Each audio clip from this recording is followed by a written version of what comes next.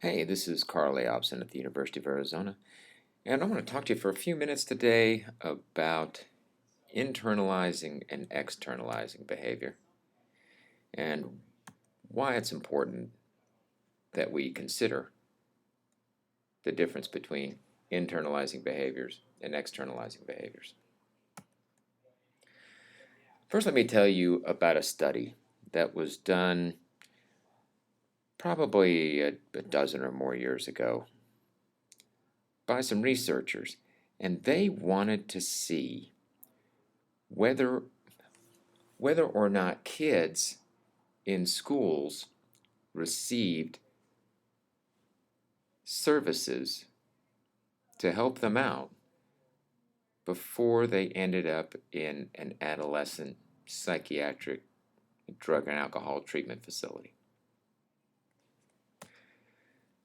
So that what they found out when they looked at the records of kids in the treatment facility, looked at their school records, was that some kids received special education services, remained in school, but eventually ended up in the treatment facility. So some kids got a lot of assistance to try to keep them in the school before they ended up in the treatment facility. They also found that some kids immediately went to the treatment facility. All right? But they didn't find that it was just randomly. They found that it was very predictable. The kids who would receive help in school before they would end up in a psychiatric or drug and alcohol treatment facility, and the kids who really didn't get any help in school before they immediately went to a treatment facility.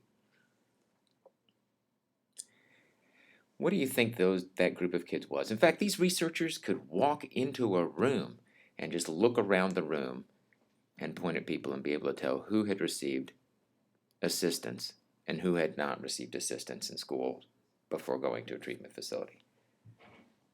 What do you think the difference is in those kids that they could just look out in a room and see? You know what it is? Boys almost always received services in schools before ending up in a residential or a adolescent drug and alcohol or psychiatric treatment facility. Girls invariably did not. Now, these researchers had lots of reasons that they supposed that this might be the case, but here's one of them: that the boys were more externalizers and engaged in behaviors that were hard to ignore within the school, and that more of the girls engaged in internalizing behaviors that were more likely to be ignored within the school. But what exactly are these internalizing and externalizing behaviors? So let's take a look at these. Externalizing behaviors are those really easily visible outward expressions of behavior that teachers find really annoying.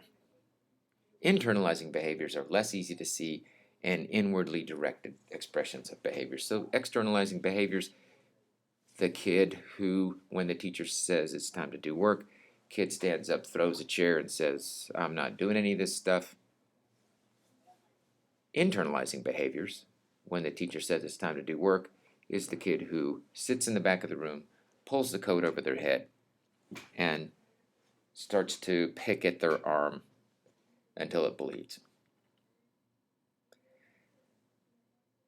Which kid is likely to get the attention of the teacher right away? Let's take a look at some other examples of internalizing and externalizing behavior. Now here's a list, and this list actually comes from various surveys, behavioral surveys of externalizing and internalizing behavior. Let's see if we can pick out what's externalizing and what's internalizing. Exhibits painful shyness. Internalizing, right? Violates the basic rights of others.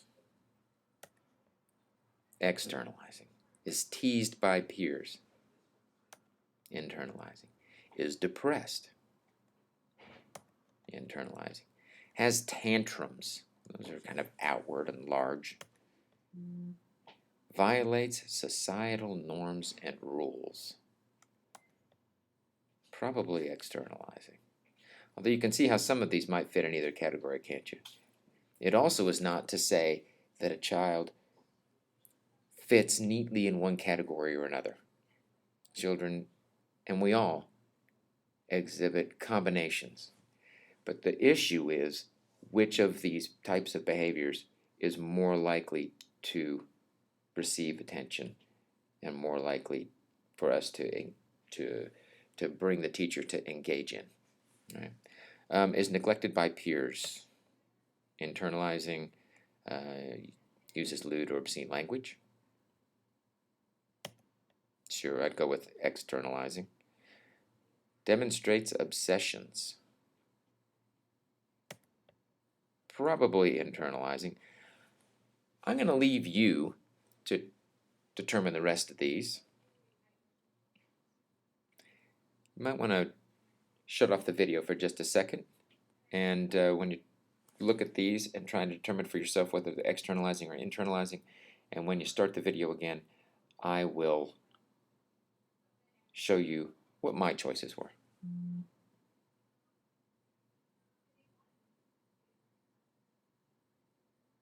All right, so here are my choices. Again, you can see how some of these might fit in either externalizing or internalizing. And again, it's not to say that a child fits neatly into one category or another. The real purpose here is this. We really tend to the needs of externalizers much more than the needs of internalizers. It's so easy for teachers, general education teachers, special education teachers, and other professionals in school settings to pay attention to the kids who are the squeaky wheel rather than the kid who sits in the back of the room and is suffering from any number of range of problems that are expressed in an internalizing fashion. Don't forget our kids who are internalizers. Don't forget our kids with depression and eating disorders and anxiety disorders who don't disrupt our classrooms but are just as much at risk in their lives. Big message: you can distinguish between internalizers and externalizers, but distinguish between them to make sure that you don't leave out the internalizers.